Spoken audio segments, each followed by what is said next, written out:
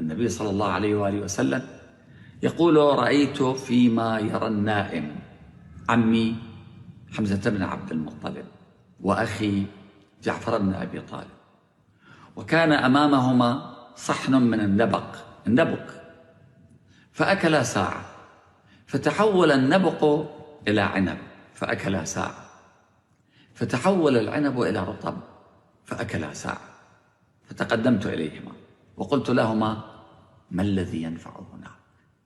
كلنا يريد أن يعرف إذا غمض عينيه وأصبح تحت التراب ما هي الأعمال التي تنفعه هناك. النبي يسأل من حمزة ومن جعفر في المنام، فقال: فداك أبونا وأمنا، الذي ينفع هنا الصلاة عليك، نصلي على رسول الله، وسقي الماء، وحب علي بن أبي طالب.